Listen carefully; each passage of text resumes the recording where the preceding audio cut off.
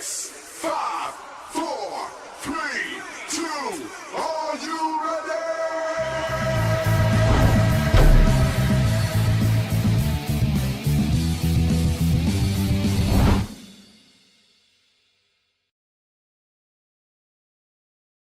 Welcome to Highway Wrestling. It is Monday Madness, and we have a full slate of stuff to go over.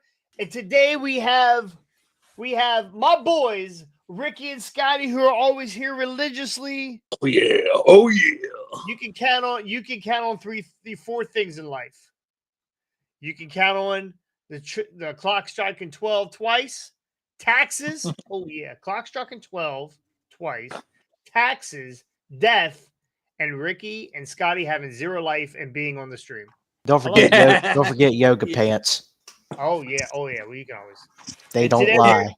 And we are being joined by my man, my partner from the live stream from the Elimination Chamber, Austin Blackthorn. What's up, buddy? Nothing much. How's it going today, brother? Man, I tell you what, I appreciate you keeping me awake.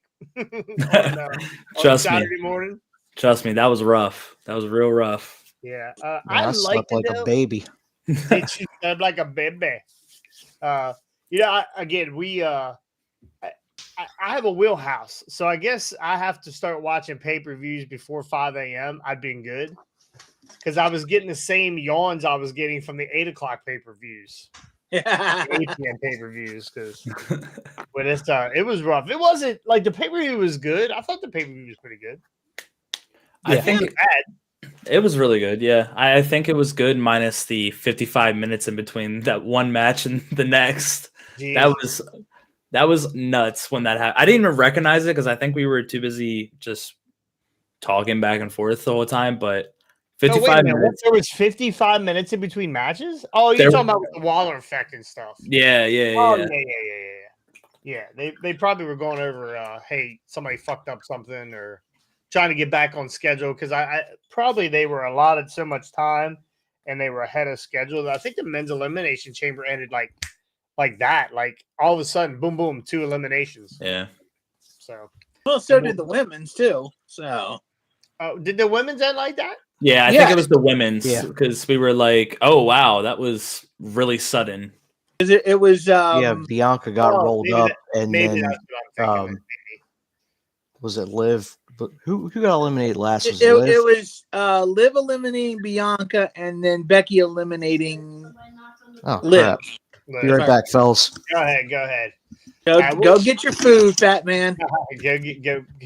He called you fat. I love it. Anyway, we're gonna go over the Elimination Chamber this weekend. I was at IAW, Intense Action Wrestling.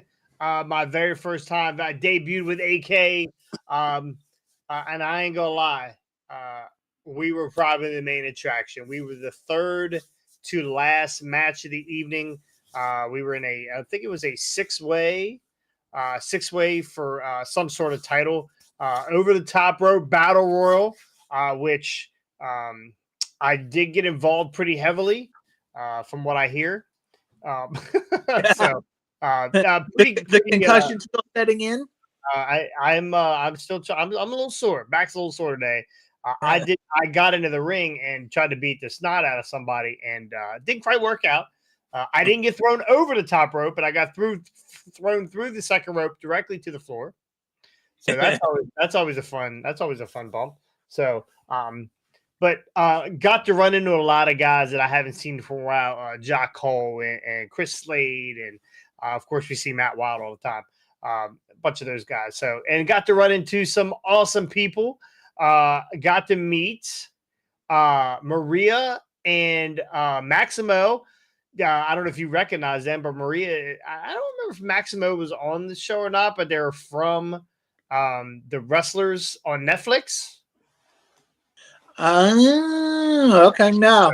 Which now Austin is hooked on. Yeah, I after you told me about it, I think I finished 5 of the 7 episodes yesterday, and I only have 2 more left. Oh, okay, really? You blew them that quick? Good. Yeah, man. They got hour-long episodes. What'd I miss? That's good. We're just talking about IEW for the weekend. You know what? I never get. So I started wrestling back in the late 90s.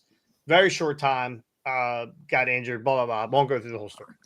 But I did a few shows. I did a couple shows in Culpeper, and I met like Buff Bagwell and Gilbert and Jimmy Superfly Snuka at the time before he killed somebody. And that was probably way after he killed somebody. Way after. I did some stuff. Did a show in Chambersburg where I got to meet the Rock and Roll Express. I got to meet Bam Bam. I got to meet King Kong Bundy. I never get starstruck. I could not talk to this woman for some reason. There was something about her that just kind of threw me. And AK was giving me shit like I was some ninth grader that ran into a hot senior and didn't want to talk to her. Like he was like, just go talk to her. I was like, I don't know what to say to her. And I'm never for a loss of words. So I didn't want to be that guy. Like I'm older now. So I didn't want to be the guy that was like, an asshole, like drooling all over the talent and that kind of stuff. So I ended up talking to her by the end of the night and talking to Maximo. Two of the coolest, funniest fucking people I've ever met. And they're out of their fucking mind. They should be medicated. They should be medicated. Some of the shit they're in the wrestling business. What do you expect? Well, you know what? Not everybody's like these two. I promise you that. They're more on my mentality, I would think. And actually both of them, I believe, are now Hardway members. So there you go. There you go. Very, very possible, maybe. And I haven't reached out and said anything to her because I'm kind of a bitch that way. I've sent 300 messages to Ivar. I won't send a message to her for some reason, but I'm going to talk to her eventually here and maybe get them on the show at some point, get them talking or whatever, and maybe get some stories from the road because she has got some stories. So, yeah. I started listening to a story about James Storm, and I was like, oh, okay. So, anyway, great people. IAW, good, really nice, great production value. They had a lot of production with it. So it was a good little organization up there in where was that? Manassas, Virginia. So if you guys are up in Manassas, anybody that's up in Manassas, Virginia, check them out. I mean, pretty good show. All right, we had two pay-per-views this weekend. We had Elimination Chamber and No Surrender. Did everybody get to see all of them? I didn't watch TNA. Yeah. Yeah, I saw something with TNA. I started watching the the No Surrender, and then the stream kept cutting in and out because I was doing I was barring the stream. Yeah, it was Randy's virus fucking stream.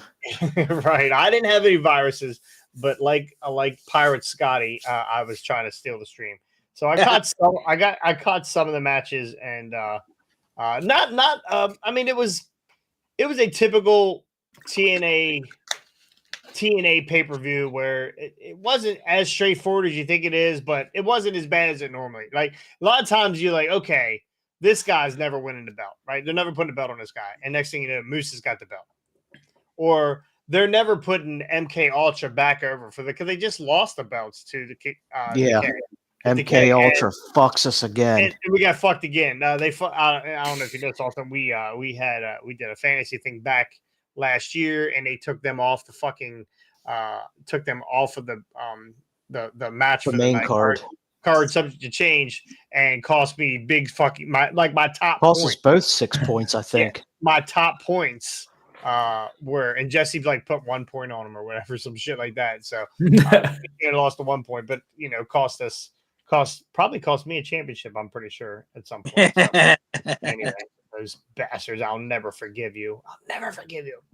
Anyway, first match he had, the pre-show match was there were two, I think. Yeah, it was. What was the pre-show? It was Eddie Edwards and what the hell's Kurt Hawkins' name? Kurt Hawkins. I thought he went under something else. No, Brian Myers. Brian Myers. There you go. It was Eddie Edwards, Brian Myers, Kushida, and Kevin Knight, who I've never heard of Kevin Knight before. But I was super impressed with this guy. This guy was a really good wrestler. really good wrestler. So great up and coming guy. I believe I believe Eddie Edwards and Brian Myers won this game, this match, if I'm not mistaken. What's the faction that they're in now? They're in a faction with Moose and somebody else. You're asking the wrong guy because well, I can't remember. Anyway, maybe fuck's Owen Hardy. Yeah, right? Maybe it'll pop up here real soon. Then we had Speedball Mountain, Mike Bailey, Trent Seven, who I don't remember Trent Seven being so thick.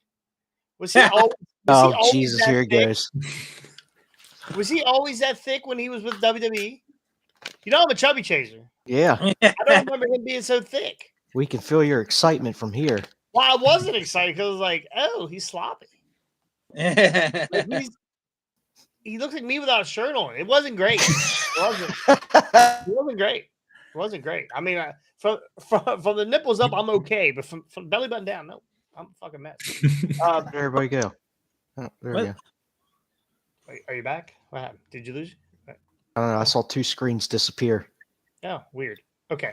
So we had the Radicals, Trey Miguel, and Zachary Wentz defeat Speedball Mountain.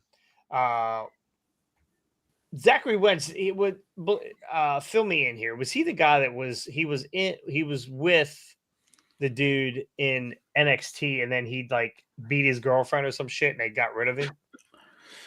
So it was something along the lines of he made kind of domestic dispute or domestic. Yeah, there was like domestic dispute, and then she leaked a photo of him doing like a Hitler salute or something in the bathroom.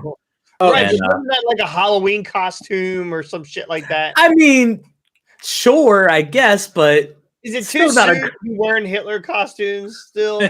I mean, I don't think. Listen, I mean, Squishmallow. I can see where that's like a top costume. Eventually, Hitler's going to get up there, right? It's Michael Myers and Squishmallow and probably SpongeBob, right? That's a big popular costume. I mean, at this point, is it still? The next big Halloween trend for costumes? Vince McMahon. I mean, I'm in. I'd rock one. I'm wearing a diaper. Good shit. Prince Nana. Oh my god! Yeah. Can't wait to hear all the shit Jason gets for going blackface. Oh. See, now I don't think we can do that. Yeah, that one's not okay. We'll see what Zachary Wentz does. We'll see what he does, and then maybe we'll go from there. Trying to read what is their fucking faction called? The system. That's what they're called. All right. Another match that probably should have been on the pre-show was Eric Young and Frankie Kazarian. All right, they started out the night. It wasn't Kazarian didn't start the match. I caught this match. It was Damo, the dude that used to be with he was with the WWE for a while, and then they released him. I can't remember what his name was. Killian Dane. Thank you. Man, goddamn. Thank God Austin's here. Yeah, so Killian Dane shows up. He gets his shit kicked out of him. He's fucking hairy. Actually, my girlfriend was like, "Oh my god, he's gross. He is so gross." And I agree. I would not want to. He's married or he's dating. I think he's married to what's the goofy chick, Austin? Nikki Cross. Thank you. I'm just gonna make him fill in every blank. Is she even still with WWE? Yeah, I think she's still standing there staring catering. Off in the face. Catering. No, the other night she was on Raw, but like it was in the middle of the match, and she literally walked like across the ramp. Like she's doing this weird gimmick where she's just walking in the background of stuff across the screen. So she's basically pulling a R-Truth kind of deal, where he's kind of in the background of everything else going on. I guess, but like I don't know where they're going with it because it's just really weird. She's literally just strolling in the background of something. And it's like, oh, what's going to happen here? And then nothing ever happens. Yeah, well, we're going to see her with Bo Dallas here soon, but that's what I was thinking. Maybe it's going to be part of the up-and-coming Uncle Howdy gimmick. The resurrection of the Firefly Funhouse. Yeah, we'll see. They're shooting some pretty good promos for that. We haven't talked about it yet, but they're shooting some pretty good promos. It doesn't have the same feel that Bray Wyatt Well, of course not. I'm here for Drunk Bo Dallas. B team, B team, B team. Right, I'm here for the for Drunk Bo Dallas. All right, so it ended up after Damo was done, Frankie Kazarian jumped in there and Eric Young. Eric Young ends up defeating Frankie Kazarian and Damo, and he is the number one contender for the TNA World Title at gets a shot at Sacrifice. That's their next pay-per-view, Sacrifice, which is what I did with my fucking time trying to watch it through that stream. That'll teach you to pirate streams from now on. I pirate these streams. So the next match was the TNA World Tag Team Championship. ABC, Ace Austin, Chris Bay, grizzled young veterans. I don't like them. I don't like these guys. I don't know why. There's just something about these guys. Are they not chubby? Yeah, they're not chubby. They're fit. They're very fit. Yeah, they're very fit. And maybe that's why I like Austin so much. Is that what it is? I was just thinking that. Yeah, I was just thinking that. That's the relation right there. Yeah, I guess that's what it is. And Ricky, if you don't eat that whole pizza, I'm safe. You're out. You're out, buddy. Sad thing is, like, the kid will eat that whole damn pizza probably. Oh, well, you better. I'll come back. The only thing that'll be left to be the garlic cups and the little stems from the pepperoncinis. Oh, ew, gross. Your kid's great. He's a freaking animal. Sounds like we might need to replace Ricky with the kid. Oh, yeah, it might not be long. We usually replace him with Mr. Puffers because he weighs in. He is the thick one in the group, huh? Yeah, that's right. Yeah, he's the chubby Good bastard. Lord.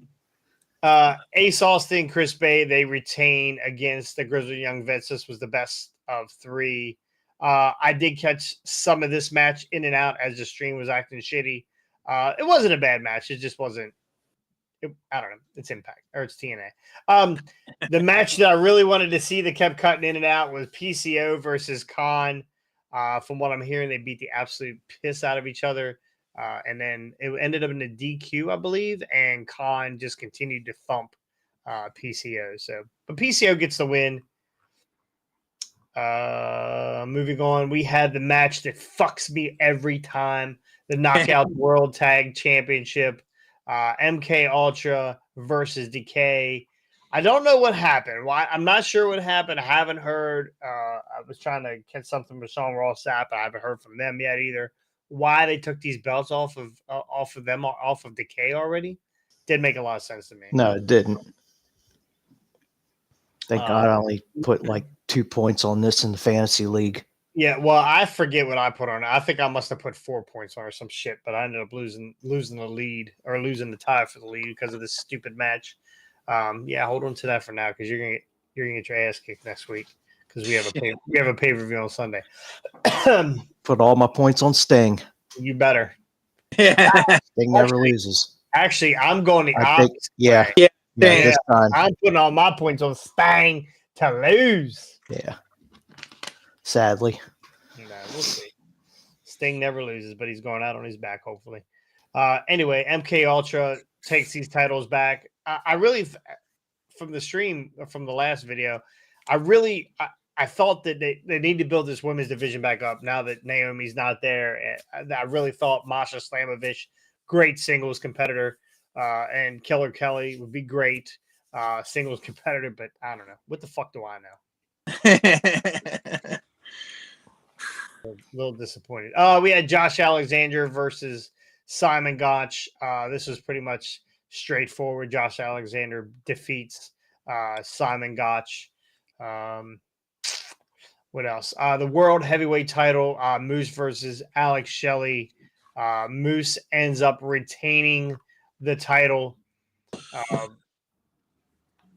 Did we ever find out what that no surrender rules was? Was it like last man standing or an I quit match? I think it's like an I quit match. Or throw in the towel or whatever. Yeah, I'm reading like the breakdown of the match, and it looks like similar to like an I Quit match because it says that Kushida threw in the towel and Moose hits the spear anyway. So it looks like it's some kind of or I Quit match or something like that. I think they figured that that's what was going to happen. Somebody was going to throw in a towel or some bullshit. But anyway, then you had the main event was Jordan Grace versus Giselle Shaw, one of Randy's favorite wrestlers. We're not going to repeat what Randy says because Randy's not. I read that in the chat. Yeah. Guys stuck it back in the fucking 50s. Anyway, Giselle Shaw does not win, Randy. So you're very, very lucky. I can't read the Facebook messages. I don't know who's on there. It's Owen Hardy. Owen Hardy. Nope. Yes, he just got off the school bus. Oh, what's up? Welcome, Odie. Odie Hardy. Yeah. Anyway, that was it for No Surrender. Their next one's coming up. I think we're gonna get that towards the end of March, if I'm not mistaken. Their next pay-per-view. Jason, you missed the match. I did. What did I miss? X Division, Chris Sabin and Mustafa. Oh yeah, I forgot about that, Mustafa. That was the main event. Yeah, that was the main event. Oh, I didn't scroll down far enough. What a dick. Yeah. Hey, Chris. Hey, there's an X Division championship match. Chris Sabin versus Mustafa Ali. Mustafa Ali immediately leaves the WWE and gets himself. He's already got 2 titles. He's got not 1 but 2 titles. So I invited him to Hardway Wrestling's Fantasy League if he would like to win that belt also. Not gonna happen. It's kind of crazy with like the WWE stars that have just decided. Well, they didn't decide; they got released, and automatically, it's like every promotion's throwing a belt on them. Well, why wouldn't you? Yeah, it makes complete sense. But I'm just like, it's crazy. It's like you look at New Japan, Dolph and Riddle now have belts. Mustafa's okay, but it's crazy. Austin is an indie wrestler and might end up in the same area as Matt Riddle, so we don't say fuck Matt. We don't say what fuck Matt was that? That was my Money in the Bank briefcase. I never got cashed in. I mean, it only makes sense because they're big stars. Even the shittiest catering guy at WWE is like a major player elsewhere. So, but you know who we haven't heard from? Like all these guys are getting released or they're moving on to different companies. What happened to Jungle Boy? Yeah, what did happen? I forgot. He showed up at New Japan. Yeah, it wasn't. Yeah, and he just cut a really honestly, a really cool promo. I watched it the other day. I was actually intrigued. Why have I not seen this? I have no idea. Did not see this. Yeah, I think it came out the same day, like later on in the day of Elimination Chamber, and I was actually like, okay, like this, you kind of have me. I was uninterested in anything you did in AEW, but you kind of have me here. So let's see what happens. I like the homeless Jack Perry. Yeah, the homeless bum gimmick is working for him. I give it that. Yeah, surprising. So, we'll see. I just figured by now it's been 2 months now since he did that, like back in January, right? Wasn't it back in January, beginning of January, where he tore up the AEW contract? Yeah, whatever. Yeah, I like Tony was probably like, I already did that. Yeah, whatever. Anyway, it was actually his termination notice. Is that what it is? I refuse. It was his dad's old contract. Oh no! It only makes sense that he has to come out of hiding and do something, considering that the trust fund money he got from his dad is starting to run out now. Why do you think that? Do you have that? Do you know that for sure? He got that 90210 residual money, bro. Yeah. He's never gonna run out of money. You know what? And honestly, I mean, I'm sure he gets paid a nice chunk because he's one of the buddies. He's one of the Young Bucks buddies. But guys who do wrestling, it ain't for the money. It's not for the money. Because he ain't done anything noteworthy up until now. We're going to talk about it one day. I'm going to release how much I spent last year on wrestling. Does that include all of your micro brawlers and everything? Oh, no. So. on You're outfits talking about alone, actual wrestling. on outfits alone and gear, I'm probably in the $2,000, $3,000 range. I was putting that on just that fur coat. I just got a new one today. Oh, good God. Actually, like it's actually kind of crazy. Like I'm only about 6 months in, and I didn't realize how much like you actually sink money into this. A good pair of boots is like $250. Yeah. Decent looking tights is like $250 to $400. Like it's crazy how quickly you can just start writing stuff off, and it's like, okay, I need to do this. Okay, I want to do that, and next thing you know, you're dishing out $200 to $400. Yeah. Yeah, it's outrageous. And then if you go and decide you're going to buy gimmicks and shirts and stuff to hand out or give away or sell, then you don't sell them, and you're like, "Fuck, I got 300 shirts with my face on it." They are definitely not cheap. That I have a black and a white jacket. There's probably $250 wrapped up in a black and a white fur. Yeah. And all my sunglasses, obviously. I figured Jesse might steal one of those to keep herself warm. She absolutely she said we're gonna have the best Halloween costumes ever. We're going to Cruella DeVille and Gru, I think, for Halloween. So, we're gonna be the bougiest motherfuckers in Waynesboro. Anyway, let's move on. Elimination Chamber. Austin and I sat here for 4 hours. Was it 3 hours or 4 hours? It was like 3.5. I lost track after drinking. We were worried that last match was going to go a full fucking hour. We were sitting here. We were like, okay, there's zero shot Nia goes an hour because she's going to be blown up 10 minutes in, and we were absolutely correct. But it was like it started going and going. We're sitting here. We're like, please stop! Don't do it! Like, don't make us sit here for an hour and watch a Nia Jax match, please. Yeah, I was sitting there and wait for the refs and the medical team to start throwing X's up because Rhea just got her face slammed into something. We dump on Nia a lot. Well, Scott does because Scott track record, right? She's had a lot of issues with injuring people or whatever. When you're a bigger person, it's a lot more difficult to control yourself, I believe. Or when you drop a senton or you drop a fallaway slam or whatever, what do they call it? The Samoan drop or whatever. Yeah. No, it's a lot of fucking weight, bro. It's a lot of weight to move. Right? So Austin will be able to tell you after this weekend when he gets Samoa dropped on the concrete. It's a lot of it's a lot of fucking weight to control, and that's people do get hurt. And you look at Becky Lynch, she's the size of Scott's fucking arm, right? She's not big. She's this little tiny skinny thing. And she was fatter, I'd be into her, but she's not. So so you got to look at comparison to some of these people. Now, Rhea, big strong lad, thick lad. Strong, muscular, can handle Rhea. I give that match was not bad at all. It was pretty good. It wasn't. It was decent. Yeah, Nia did a really good job. Scotty, why do you say that? Why do you say Nia didn't do a good job? No, it was okay. I mean, I look at Nia and it's just like, the term refrigerator definitely still fuck.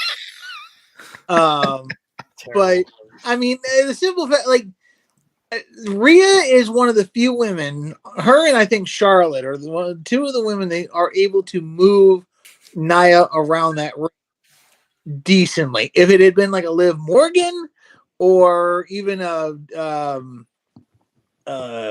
Katana Chance, aka Casey Catanzaro, that match would have just been an absolute stinker. That's because both of them are each the size of one of Nia's legs. Exactly. But that would be like me trying to pick you up and body slam you. Exactly. It's just again, the match was good, and Rhea did a good job of working with what she had, but there is limited talent in Nia Jax. I mean, again, for what? Somebody's gonna say? Oh, I'm ready to shit on you here in a minute. Go ahead. No. No, it was again. It was for what it was. It was okay. It wasn't one of it wasn't one of Rhea's best matches just because who she had to work with. But I mean, they got through it. Rhea didn't get injured that we are aware of as of this point. And give me a big woman that was a great wrestler. Give me a big woman that's a great wrestler. And don't say Dewdrop because he's no. What do we consider? I actually like her. I really like her. What do we consider big? Like, are you talking like heavy, tall? Like, okay, yeah, if you're pushing 3 kilos, right? If you're pushing 3 bills, then you're anything over 200 pounds as a woman. I'm just saying. I thought said Awesome Kong. I was just about to say Awesome Kong. I think she was really good. But truthfully, I was actually very impressed with that match. I thought that was probably the best match of the night. Personally. Yeah, you thought it stole the show? I don't think it stole the show. I just think it was probably one of the better matches. I mean, the pop whenever Rhea came out, like it just had the makings of a good match, a good hometown match. And I think that I just think it was good. Although when Nia Jax like slammed her on the table and that monitor broke, we were sitting here cringing because we were like, that was terrible. Yeah. Yeah. Didn't even remove. Yeah. Didn't even move. Still there. And that table did not budge either. Maybe Nia's hoping that we'll get the Sasha thing where the girl Rhea would get hurt and say, go ahead and pin me and get the belt off because I'm not gonna be able to work anymore.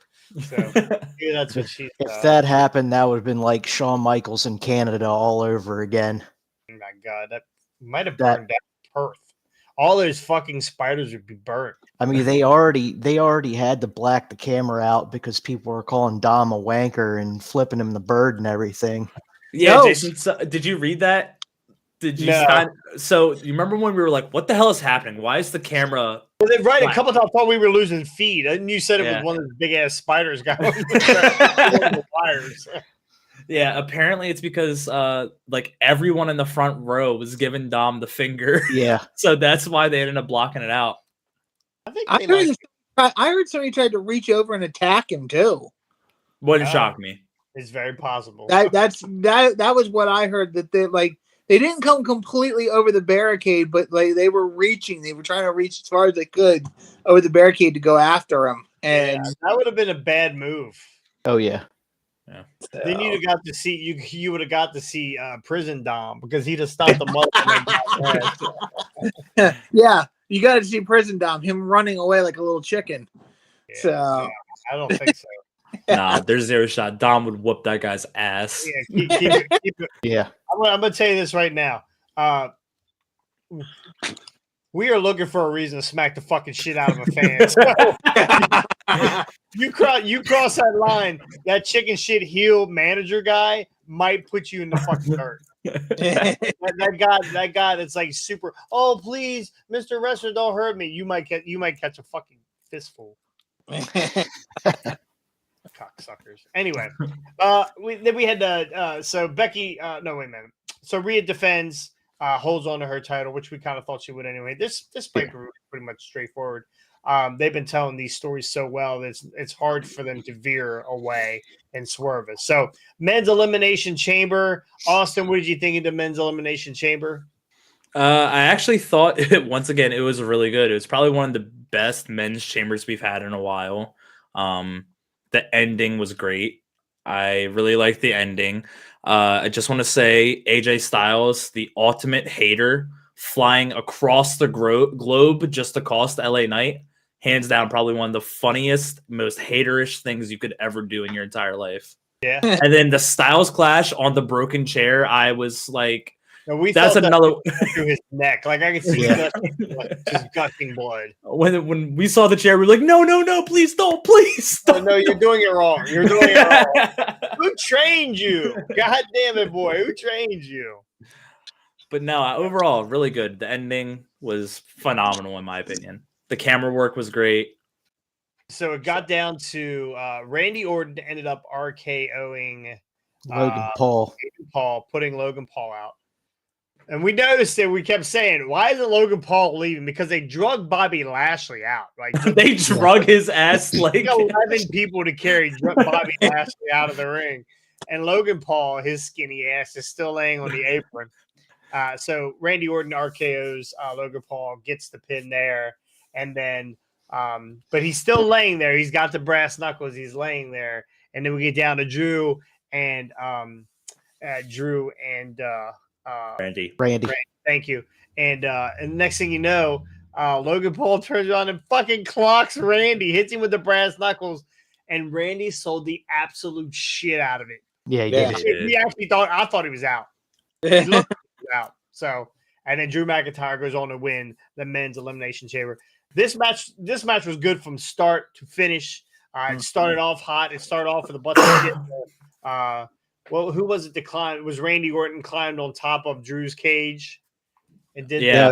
And then Kevin Owens. Was it Kevin Owens did it too during his entrance? LA Knight did it to Logan Paul. Yeah, and then LA Knight did it on top of Orton and did the whole LA Knight thing. Yeah, that's right.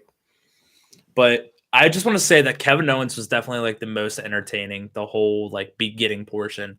Like headbutting the glass. Dude, he was doing a maniac.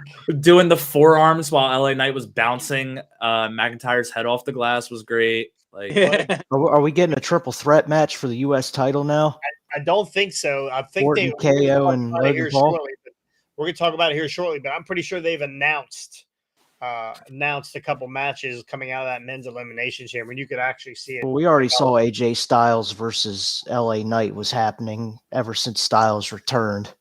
Yep. I still think there's a chance for a ladder match. All of those guys could easily be put into a ladder match for the US title. Give me a 6-man. Like, it's a bunch of good guys. They all have storylines that still kind of connect. Give me it. Jay Walker's in the house on YouTube. He says, what time was the elimination chamber for us? I'm in England, and it was 10 in the morning. It started at 5 here. We're 5 here.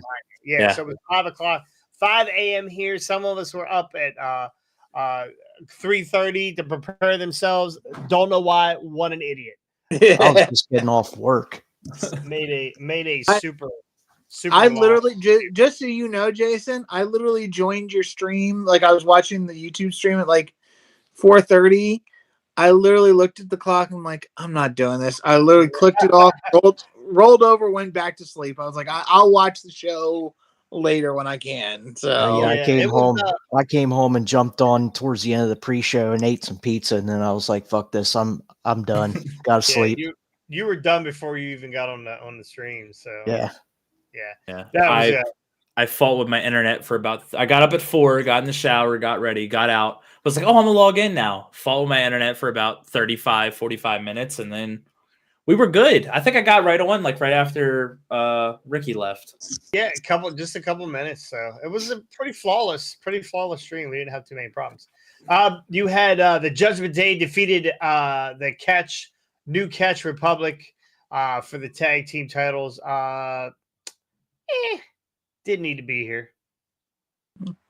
Yeah, I mean, they wanted to get They wanted to get the Judgment Day on this program, all of them. So there were a couple of interesting moments, some funny moments. There was a couple of things that I wish I could remember what it was. Priest did something that was like, I wish I could. It's been like a couple of days because I got up later. I went up and gave Tommy Freeney. Tommy, shout out to you. Gave Tommy his shirt up at Food Line, and then I had somewhere to be a little later on, so I just sat in the parking lot, grabbed some McDonald's, sat in the parking lot, and started watching the Chamber pay-per-view. And I remember there was a couple of things. I wish I could remember what Priest did. Priest did a couple of things in the match that were like, okay, this is pretty good. Finn Balor actually had a good showing, for him anyways. But yeah, it was kind of a forgettable match overall. What a hater. That's what I was just thinking the same thing. What? Hater of Finn? I don't think I've never liked Finn in the Judgment Day. So Finn, Priest, Dominic, Rhea fit perfectly. Finn is that little brother, that odd man out, and his little twin JD from JD Funko Pop. Really, I just they're the little twin brothers that don't fit in the scenario. That's why I think if they had kept this the way they should have, with Edge being the running the thing, it would have been a perfect fit, because Edge has got that goth feel, always has. He could have been running the show, and those three could have been, really the stars that he trained and really got them over, and then they fucked it all up and got Edge out of there. I was like, you know what, I'm done. Oh my God, that's it. Yeah, no, I was like, you got to be kidding me! Like, why? Like, keep Edge there. You don't need that shit. Edge didn't need to be in it. No. Edge was ruining Judgment Day. Yeah, I wasn't interested when Edge was there, truthfully.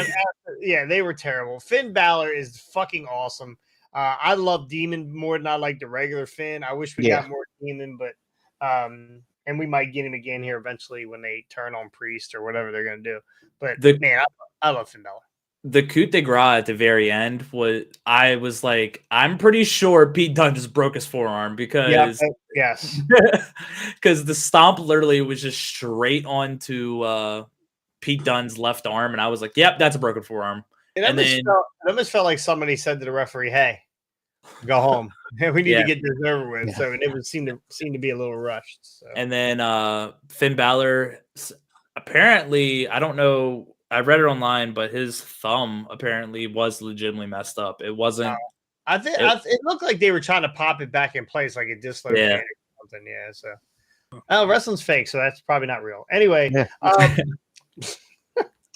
anyway, we had the women's elimination chamber match. Becky Lynch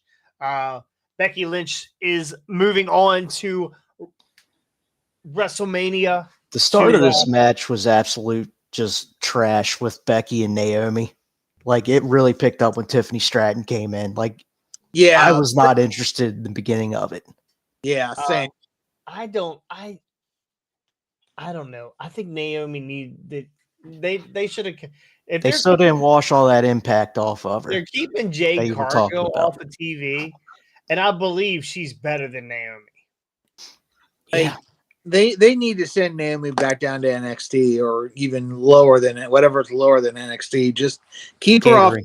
Yeah. Keep her off television. They should have did a crossover and put Jordan Grace in her spot. Yeah. Well, Anthem's got their own fucking problems right now. Yeah. So, I don't know if we're gonna see Jordan Grace for a while. Jay Walker says, "How do you make it safe?" Because just jumping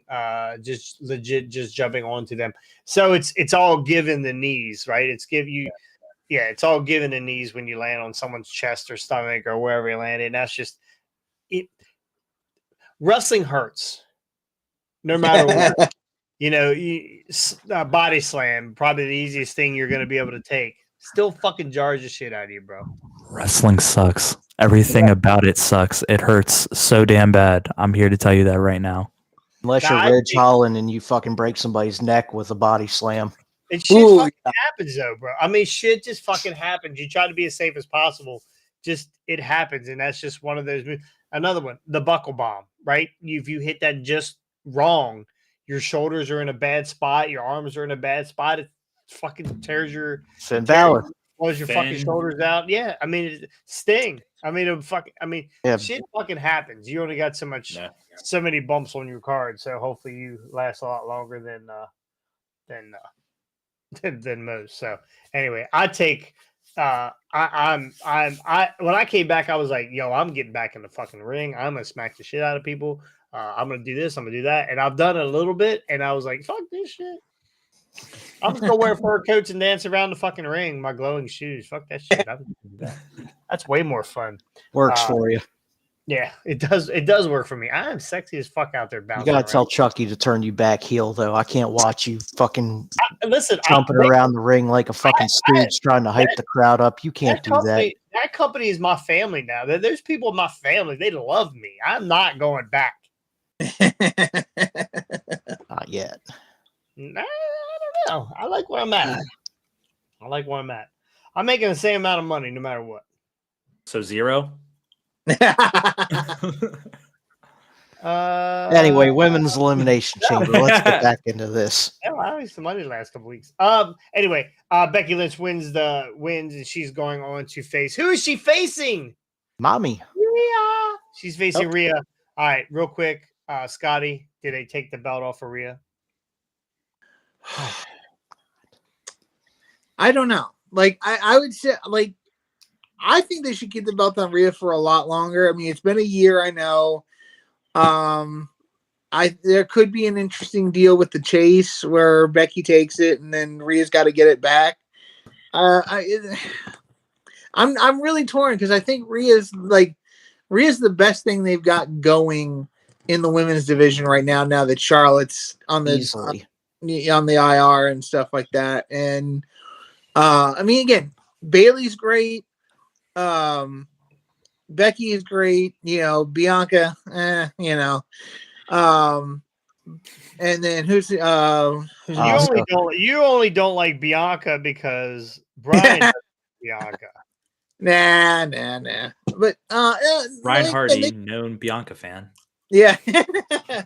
Biggest fan. He's getting them sharp pains in his kidneys again, and it's not from the stones. Don't let him fool you. He loves himself some Bianca. Yeah, no, I love me some Tiffany Stratton, god damn it. And she had a hell of a showing in that fucking chamber match. Toodles.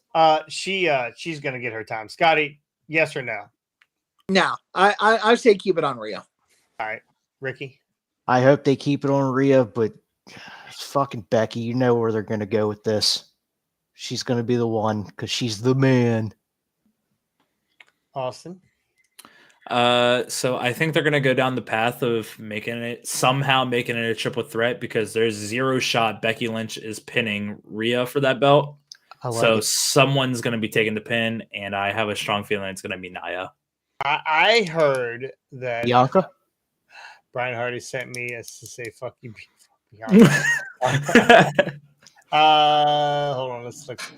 I've been watching your streams for from New Year, and I can tell you should be a heel. That's fuck you, Jay. Just kidding. I don't mean that. See what you do. Okay, let me bring it back. Prince Nana. There you go. Let me bring it back. Okay. Anyway, you think they will give Bianca an Undertaker-like streak at Mania? What? No, Jay. Jay, you a couple years behind. Is that what it is? You a couple years behind. Bianca's not winning that belt back for a while. They did that. Been there, done that. Brian Hardy said no, they're not doing it. I think they need to put Bianca with Jade and let them get a tag title run. I don't think so. I think they need a singles run, and then they find each other another way and end up being a tag team possibly. But I'm for the. Why did we have to put Jade and Bianca together? Why? Because they're strong, athletic women, and I think putting Jade with Bianca will help her out a little bit. Okay. I think there's better people for Jade to go against. Well, not go against, but what they? No, I'm saying tag them up, put them together. Yeah, I know, but I would almost rather she needs a singles push, not a tag push. They didn't bring her in there to hide her, or maybe they did at this point. Who fucking knows? Maybe right now at the performance center they're like, "What the fuck did we do?" Hey, Tony Khan. Hey, Tony. Got any room in catering? Got somebody for you? Yeah. Send a Serena Deeb back. We'll take her. Anyway, some matches came out of back to triple threat. I did see somebody post, or Randy, I think Randy sent me a thing saying that they might put Liv Morgan in a triple threat. I don't know. If they're going to put Liv Morgan, it kind of defeats the purpose of winning the Elimination Chamber for the title match to put any of them other women in there that did not win the chamber match. So putting Nia in, letting Nia somehow win her way back in, and she'd be the one to take the pinfall from Becky. I like it. I see it. Yeah. And I mean, to me, it makes the most sense and it keeps Rhea looking ungodly strong. Yeah, and why would you have Rhea take the pin after what? How long has it been? It would be 2 years at Mania, or is it 1 year at Mania? 1 year. Yeah, 1 year at Mania, and she's just been on this dominant streak, and you're just gonna have Becky just hit her with the shittiest looking rock bottom and pin her. Like the man was it the manhandle slam? Is that what yeah. it is? Yeah. I think they're gonna take this belt off. I'm gonna mute your fucking microphone. You're gonna be a mute for a while.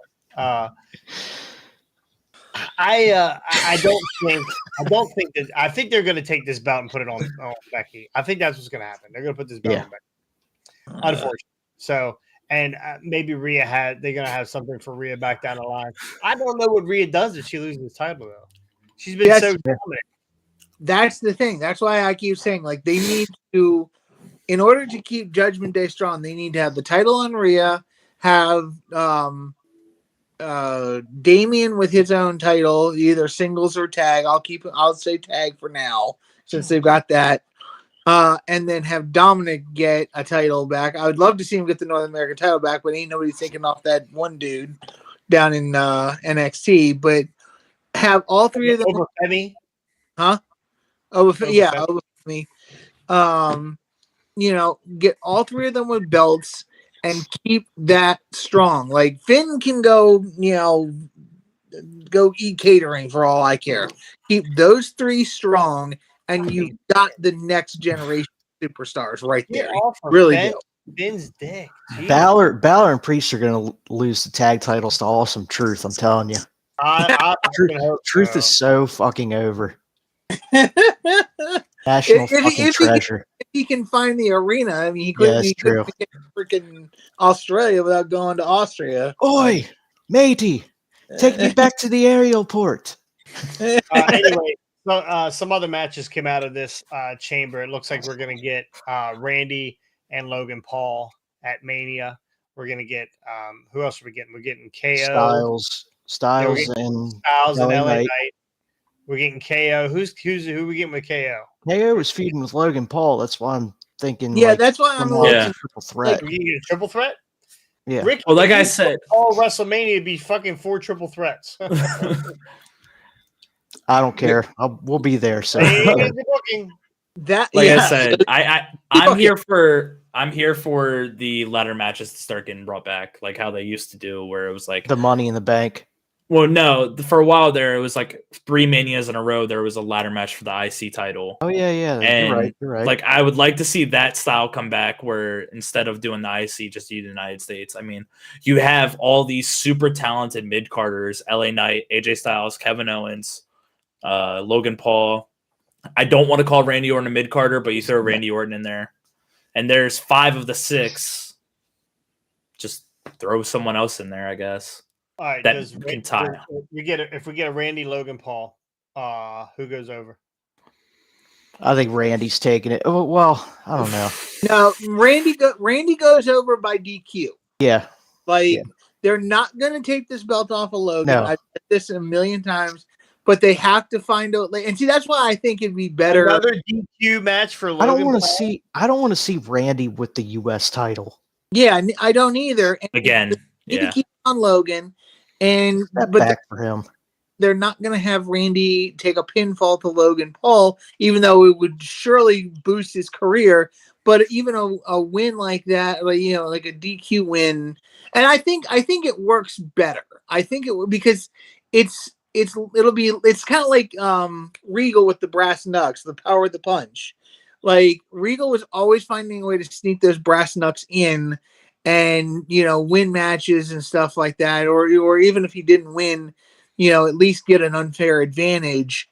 And I think that's kind of Logan Paul's that chicken shit heel right now. Like, even though he's athletic and can do the stuff, he finds the backdoor way to sneak in and try to win it. Yeah, but they've already he already lost because of a disqualification on the last. That is true. So, it is true. But what are we gonna do? But again, do you have Orton take a pinfall on it? Like, I don't see that doing any good for Orton, even though Orton's as over as God right now. I don't. He can still take a pinfall. I don't think anything can hurt Randy Orton. I don't think it would hurt Randy if it's a dirty pinfall. Like if it's the power of the punch. Say what?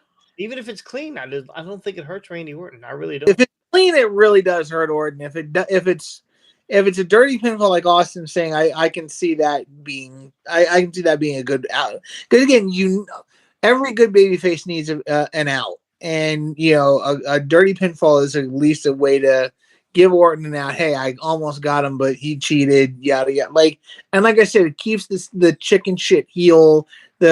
Find a backdoor way to win Logan Paul character going. So I agree with Austin on that one. All right, so we're starting to see a little bit of Mania. The road is starting to be paved. So in the next week or so, we're going to really get into the Mania stuff here with matches coming up. It's 2 nights, so they're gonna have to start developing some shit pretty quickly here. So very quickly. Just a quick vote for everybody. Do you guys want to see this ever go back to a one night deal, or do you guys like it as 2 nights? 2. I'm here for 2. Yep, I'm here. They're going to be 4 hours each night, so you want to lump that into 8. But 10 o'clock, Jason wouldn't even make it to 10 o'clock. You ever sat through a whole Mania? Yeah. I'm on vacation now. Well, I will make it through both these Manias, bro. That's because we're going to be there live. That's right. We're going to be there. I remember grueling. I think it was fucking grueling WrestleManias starting at like 6 o'clock or whatever it was, 5 o'clock. There was a couple that started at 5. Like I think it was like after 30 until like after like midnight in the morning. Yeah. By like 10 o'clock, you were already done. Yeah, grueling. Yeah, there were plenty of times. I know I slept through probably 12 years of Undertaker streak. I would wake up and that's because it took like 60 minutes for him to get to the ring. Well, that's when I started to nod off. Yeah, that's when I started to nod off. So, you hear the gong and it's like, oh, it's bedtime. Cool. Oh my god. Yeah. No, there's been no. I'm all for the 2 nights. Why, Scotty? You want to go back? Exactly. That was the best thing that Vince or whoever came up with during COVID. I don't know. 2 nights for me. More grueling to go through. Was that COVID when that started? Yeah. So for me, 2 nights makes so much more sense because it's not okay. We now have to cut time for We now have to cut time for the main event, so you now have 2 minutes. Like you can plan out 4 hours better than you can 8. Sure, you can give everybody the exact time they need to let things develop and the matches make sense and that kind of stuff. You don't have to hurry some shit through. Yeah, after like 4 or 5 hours, like you're gonna lose interest. Right, somebody give me collision numbers for WrestleMania night. What night one? Collision numbers. Collision numbers. Yeah, because the collision will be on my Mania's on. Tony should just postpone that or just start it at 5 a.m. or something. We appreciate. 100. I'm gonna the lowest number yet. It's gonna be like 150,000 people that watch the collision. That's gonna be their lowest ever. That's a bold statement. That's gonna be a way over. 150,000. Yeah. Fuck that. Dude, that's half their usual. Like they're in the 300,000. Yeah, they're in the threes. So they're gonna lose. They're going to lose half their audience to WrestleMania that night. I guarantee it. So half Eddie. I think they're gonna lose it all. I don't think anybody's gonna be watching. They better pull off some fucking shit. Like they better light Sammy Guevara on fire as he's slipping through the air. They better put Okada versus Omega on free on television because that's the only way they're drawing. Omega is not going to be back anytime soon. Nope. I know, but I'm just saying, like that's the only way they have a shot in hell of competing with Mania is like I need Guevara to put a ladder on top of a ladder and then do a flip onto on Powerhouse Hobbs. What was that one match WCW did, the 3 stages of hell, or the cage on top of the cage on top of the cage? Oh yeah. Yeah, that's what Tony Khan will do that Mania night. I guarantee. I love that. I love that. Bring that back. Bring that Yeah. The one I think isn't that the one where Arquette won the title too? I don't think so. Was that the one in the movie? In the movie, yeah, in the movie. No, he won the title on the. I'm pretty sure that was, or maybe it was he was retaining the title that night, because I remember he was in that cage. DDP was in that cage. I think it was Hogan in that cage. They were all in that cage, and they were trying to get Arquette, and DDP helped Arquette retain the title, if I remember right. And that was I will rule you. So you might be thinking of the movie. Jimmy King, or Jimmy King, right? Yeah, I love Jimmy King. All right. Through the eye of Scott should be good. Oh, I always have something to say. Not through the eye of Scotty. Now's your chance to go to the party. While it's going, hold on one second. I gotta turn the light on. Right. It's getting dark in here.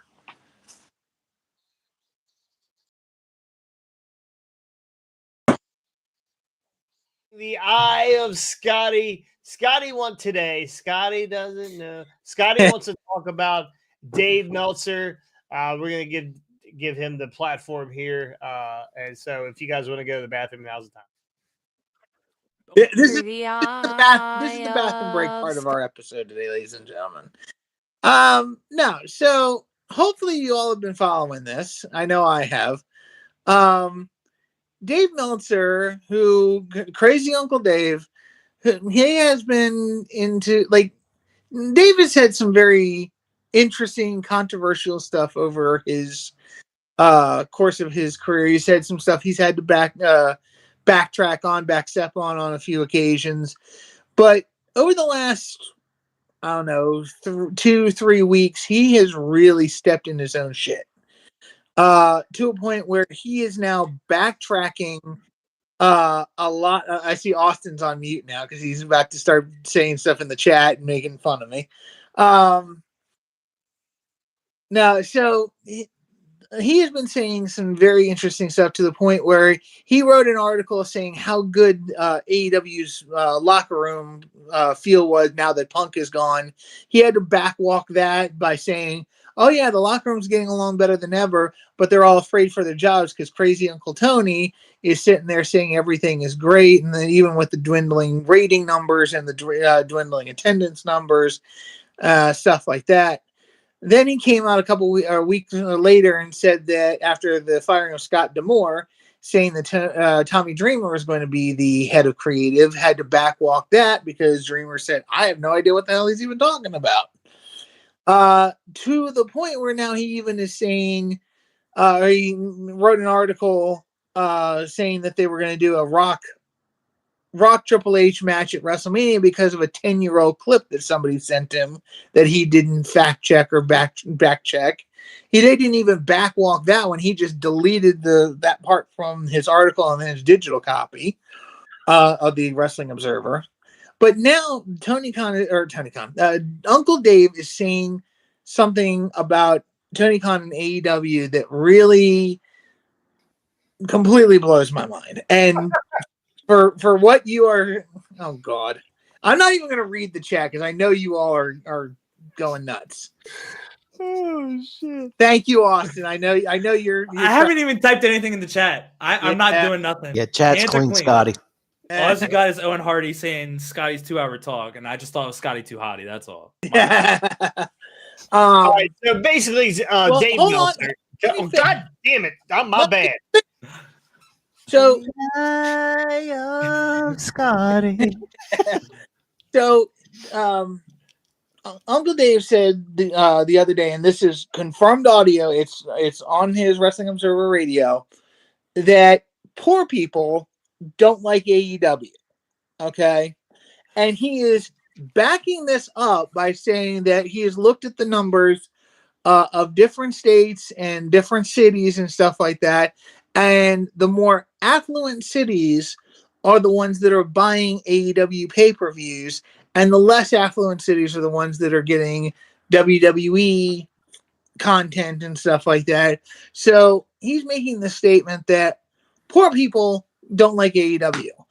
And I'm looking at the situation and I'm just saying to myself, all right, should be good, but it makes probably no not. logical sense that he's even saying it. Just the number. Okay, Scotty, first of all, the now's pay-per-view your numbers are through the roof these days anyways. chance to go And he to even the said in the audio, he even said that also if you look at the ticket sales, more affluent people are, the affluent areas are where all the ticket sales are. Well, duh, considering that Tony Khan's tickets are astronomically through the roof for most of his shows. Hence probably also why there's low attendance numbers in certain shows, because not that many people can afford freaking the $100, $200 tickets. But it just puts me in mind of something, and just something that I've been thinking about. Wrestling is a really niche product and isn't covered by mainstream media unless it's like a Mike Tyson showing up at Raw or the Vince McMahon scandals or whatever. Wrestling has created its own journalism, so to speak. And it started all the way back in the territory days where people, would write and send people results of their territory and vice versa and all that stuff. And then Dave picked up on it and created a whole niche wrestling journalism product that was good for a while. But here's my question to you guys. Wrestling journalism, have we gotten to a point with the wrestling journalism where now that everybody's doing it, we've got, everybody from Sean Ross Sapp, Fightful, Meltzer, everybody out there. Hardway Wrestling. Yeah. I mean, are we journalists though? Are we journalists, or are we just kind of? Do we call ourselves journalists? We're sports entertainers. Yeah, hey, we're sports entertainers. I think what we do is we take information that other people have. Yeah. Insiders, right? Because we're not insiders, really. We know some people here and there, but we're not really insiders. And we take the information we hear from other people or we read from other people, and we try to bring it together and give it to the people that don't follow it, right? We want people to follow us. I love Sean Ross Sapp. I don't give a shit. Don't follow him. Follow us. I'll steal his stuff.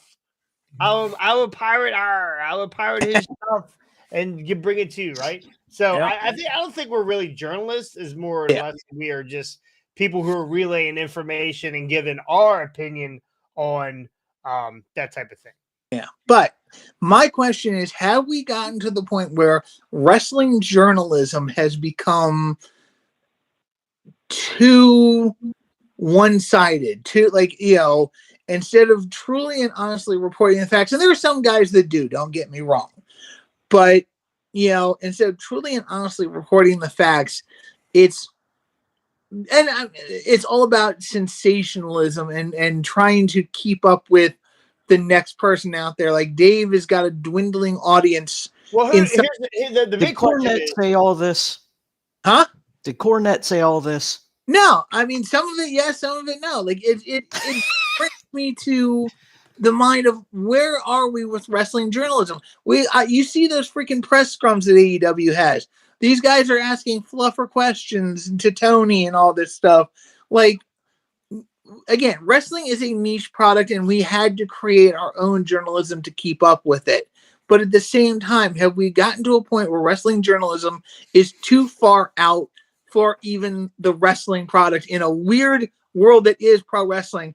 Are the wrestling journalists too far out there and have gone completely out of their fucking mind? So I think you have to figure out who's right more often than wrong, right? Because you do have like guys like Nick Hausman and lately Dave Meltzer, or you get some guys that give you information. They don't have the right information. Someone's feeding them the wrong information, or they're making shit up, right? What story did we do from Nick Hausman that I had to run it back because he was fucking Jericho. Jericho. The whole shit with Jericho, like it was out there that Jericho was raping bitches and shit. So you got to figure out who's right. That's why I bring up Sean Ross Sapp. I think he's great. I honestly, I think he's the best in the business right now. He's got the inside. He's got the inside track on all that stuff. If I hear Meltzer, or if I hear Hausman, or if I hear other, other venues or other people say things, I go right to Sean Ross Sapp, and if he's saying it, then I believe it, because he is not a guy who he researches. And that's a lot of these. Meltzer hears things. These guys hear things and they run with it immediately because it's actually the first one to market, right? That's how you get clicks. That's how you get people.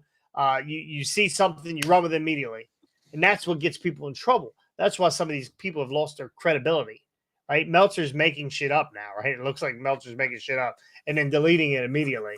Not saying, not even walking it back. Not saying, yeah, no, I made a mistake. Because again, people make mistakes. People say things. I heard shit this weekend that I cannot fucking repeat. Yeah. Right? I'm not going to go out there and fucking repeat it unless I know it for actual and if I hear things, if I hear shit all the time. If I hear things and then I hear it come out, then I can say, hey, I heard this. This is a real thing. Or I can say, I don't hear this. Like, it's not what I've heard. So anyway, I think it's about a credibility thing. It's a credibility thing. But that's did you hear one soft question given to Triple H at the last media scrum? Not for Elimination Chamber because I didn't watch it. If there was one, but the last media scrum, they were asking all kinds of shit about Vince McMahon. There's no softball questions there. I think they do it too for Tony. And Tony's almost a politician. When you ask him something, boy, he spins and spins and spins and never answers a fucking question. Kind of like you do, Scotty, sometimes. But he just spins and spins and spins and spins and spins. He does a great job at that, right, Scotty? You do a great job too. You can talk about tell me when I'm lying. You can talk about the same subject for 35 fucking minutes and nobody be like, what the fuck? I just asked him about the toothpick. That's all I asked him about. Guys are like that. The whole like softball questions for Tony, I actually kind of don't agree with, because when he was wearing that ridiculous ass hat and the sunglasses about the locker room, he was wearing his best Jason outfit you could find, and they asked him about protecting women in the locker room. I mean, I don't really agree with that. Like, they definitely ask him the hardball questions sometimes, but I mean, but here's the other thing. Okay, if I were a reporter and I saw Tony wearing that, first thing I would do is say, hey, Tony, I got a serious question for you. Take that crap off and look at me like a man and answer Not a fucking chance. Zero shot. Chance, Scotty. Not a fucking chance. You're doing that. No one's doing that. See, that's the thing. And that's a lot of this. What they don't want to lose their spot, because WWE says, hey, these people could be in this media scrum. AEW says these people could be in the media scrum. If you do some shit like that, you'll never get back in that fucking media scrum, and people don't want to lose their spot.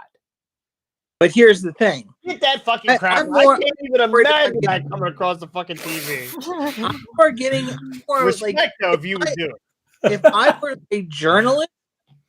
a journalist, and I'm looking, and we have a serious issue like the Jericho situation, if this had been a true scenario and these people were like, okay, so then here's the thing. I want a serious answer.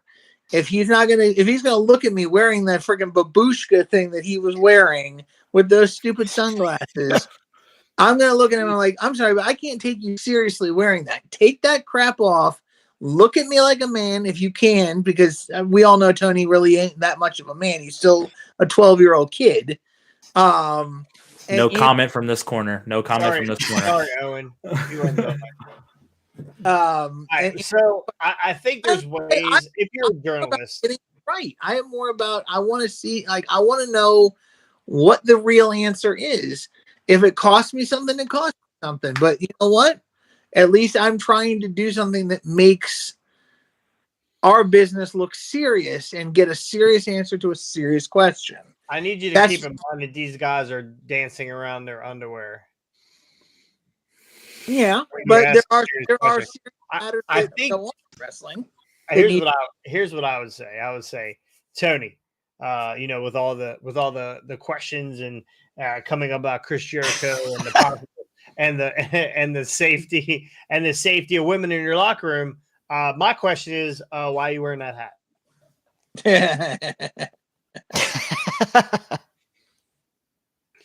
So anyway, that was the Eye of Scotty. I'm glad I was watching the viewers on Facebook go, hey, click, and click, and click.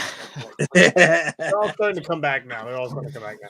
Anyway, yeah, no, I agree. I agree. You have to pick and choose, right? You have to pick and choose who you listen to and who you take. Some of them, sometimes their sources are correct. Sometimes people throw shit out there to see who the fucking who the snitch is or who's talking out of school and that kind of stuff. I mean, that's wrestling too, man. You put things out there and you see how when it comes back to you, and you know exactly who you told it to. So that's kind of that's journalism. That's Meltzer 101. Anyway, Meltzer's also trying to spin the fact that AEW is he's trying to give a good reason why they're not doing as well in some markets, and well, why didn't he just say the honest truth that Tony sucks at booking and they have a bunch of children on their show that don't know what the fuck they're doing? I don't know that Tony Khan sucks at booking. I really don't think it's a Tony Khan sucks at booking type of thing. I think Tony Khan is underestimating or is overestimating his market or overestimating his fans. Now, you and I said earlier, tell me who Daniel Bryanson wrestled on Collision. You guys, you know who it was? Suzuki, wasn't it? Nope. No, not Young Xylophone or whatever his name was. The guy had 12 syllables. Somebody from New Japan. And again, you know who Daniel Bryanson is. Are you tuning in for Daniel Bryanson? After a while, or Brian Danielson, whatever his name is. Thank you. I was like, that doesn't sound right. I just let him go. Yeah, you just let me go. Edge, Prince Nana, he knows that one. Sexton Hardcastle. When if you're tuning in to see, are you tuning in to see Brian Danielson, or are you tuning in to see Brian Danielson and whoever he's wrestling? Because you don't know who the fuck he's wrestling from week to week. Because unless Tony's you have throwing names at a fucking dartboard to decide. I don't. He's got such a big roster. I don't know why we're seeing dudes from New Japan over here. I get it. There's people that like New Japan, but it's not that. Like it's only 300,000 people that like New Japan. Yeah. Right. Where are we going to? We need another 800,000 people. Yeah. As Jason said earlier, of the Forbidden Door pay-per-view when they're already like always through the door. I get you. As Jason said earlier, Tony Khan's buying his wrestlers off of Temu. Yeah, that's what I said. He's to get them shipped in off of Temu. I mean, honestly, because you don't recognize half the people. So yeah. Anyway, Austin, we're gonna get out of here. Thank you so much for joining us. Where are we gonna? Where can we find you, Austin Blackthorn? We don't want. What was that? I said we don't want to find him. I want to find him. People out there that want to find Austin. Where can we find you, Austin? So currently, this coming Saturday, you'll be able to find me at a House of Pains event down in Harpers Ferry, West Virginia. And then March 9th, you'll catch me on USW facing off against the one, the only Axel Crow. So excited against that one. All right. What's the event for the House of Pain? What's that called? Reasons for Insanity. That's crazy. My the number one reason for insanity is Scotty. So that is my number one reason. Fuck that guy. Yep. Thank you so much for having me. I will happily give Scotty a chest slap anytime you want me to. I'm here for it. We'll make great content. We will. If we get to 500. Right, we're on our way to 500. We are at 360 right now. Is that where we're at? 360. Sounds about right. Yeah, we're at 360. My